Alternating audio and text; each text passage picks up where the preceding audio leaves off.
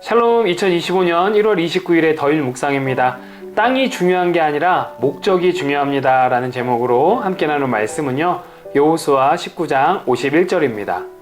제사장 엘르아살과 눈의 아들 여호수아와 이스라엘 자손의 지파의 족장들이 실로에 있는 회막문 여호와 앞에서 제비 뽑아 나눈 기업이 이러하니라. 이에 땅 나누는 일을 마쳤더라. 아멘. 아셀 지파와 납달리 지파 그리고 단 지파의 땅 분배가 마무리되고요. 마지막으로 여호수아가 자신의 땅을 받는 것으로 이스라엘 백성들의 땅 분배가 마무리됩니다. 오늘 이 본문의 내용을 잠시 살펴보면서요, 하나님께서 이스라엘 백성들에게 땅을 분배해 주신 게 그 땅 자체가 목적이 아니라 이스라엘 백성들에게 그 땅을 주신 하나님의 기대와 뜻이 있음을, 이러한 내용으로 하나님의 말씀 잠시 나눠보기를 원합니다. 아셀 지파가요, 기업으로 받은 지중해 인접한 성읍들은요 정말 견고했습니다.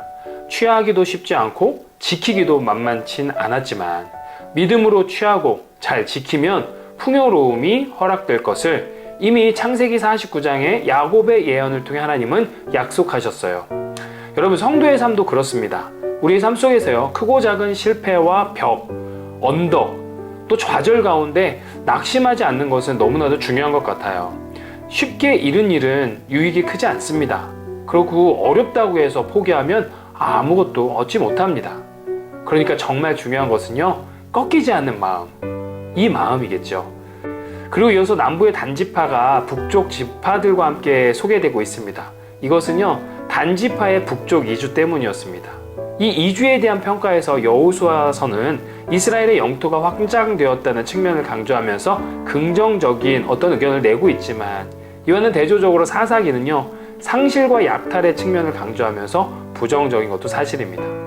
여러분, 싸움 자체가 중요한 것이 아니라 누구와 싸우는지가 중요합니다. 단지파가 진짜 받은 적은요, 물리치지 못하고 애꿎은 대상을 적으로 만드는 우를 범한 것은 사실이라는 거죠. 그러니까 우리가 싸워야 할 대상은 다름이 아니라 틀림이라는 겁니다. 죄를 지은 이웃이 아니라 죄 그 자체입니다. 형제 자매가 아니라 내 안에 득실거리는 미움과 욕망입니다. 현실적인 이유와 신앙적인 이유 사이에서 여러분들의 선택과 결단은 어디로 향하고 있나요? 나는 지금 누구와 무엇과 싸우고 있는지 돌아보면 좋겠습니다. 자, 분배의 처음과 끝을 가나안 정탐의 영혼 갈렙과 여호수아의 이야기로 장식하고 있죠. 40여 년의 광야 생활은 적지 않은 시간이었습니다. 그럼에도 그들은 하나님을 향한 변함없는 믿음과 신뢰를 가지고 소망 가운데 하나님의 때를 기다렸어요. 이스라엘의 가나안 정복은 그렇기 때문에 이들의 신실함 덕분에 이룰 수 있었고, 이들의 충성스러운 신앙은 하나님께서 그 땅에서 이스라엘 백성들에게 기대하시는 삶의 모범이 되었습니다. 그리고 하나님께서는 하나님을 기억한 그들의 이름을 영원히 기억되게 하셨지요. 사랑하는 더일가족 여러분, 땅 분배가 마무리됐죠. 오늘 51절에 마쳤다라는 그 단어는요, 창세기 2장의 천지창조에서 마쳤다라는 그 단어, 출애굽기 40장에서 성막 완공에서 사용한 마쳤다라는 단어와 같은 말입니다. 즉 12지파에게 삶의 터전을 마련해 주신 것은요, 천지창조와 성막 짓기에 버금가는 위대한 사건이며 하나님의 기대와 뜻이 담긴 일이라는 것입니다. 그러하기에 이스라엘 백성에게 땅을 분배해 주신 것은 이제 시작한 겁니다. 중요한 것은요, 그 땅에서 채워야 할 그들의 삶이었습니다. 그들에게 허락하신 가나안 그 땅이 에덴이 되게 하였고 하나님의 아름다운 성소가 되기를 바라시는 거죠.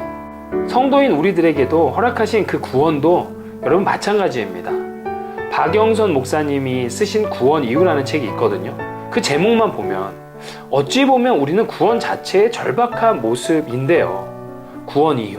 그러니까 우리에게 구원 이유라는 더 큰 주제를 던지고 있는 이 책을 통해 그토록 갈구하던 구원의 목적이 있음을 다시 한번 생각하게 되는 거죠. 구원받은 자로서 하나님의 구원의 목적을 이루어드리는 삶을 채워가야 한다는 겁니다. 아무쪼록 우리 구원받은 성도로서 오늘 우리의 하루 삶을 통하여 허락하신 삶의 지경에서 낙심하지 말고요. 포기하지 말고 충성스럽게 하나님의 선하고 아름다운 뜻을 이루어 갔으면 좋겠습니다. 그러한 여러분들을 다시 한번 주님의 이름으로 축복합니다. 여러분들 참 소중합니다. 샬롬.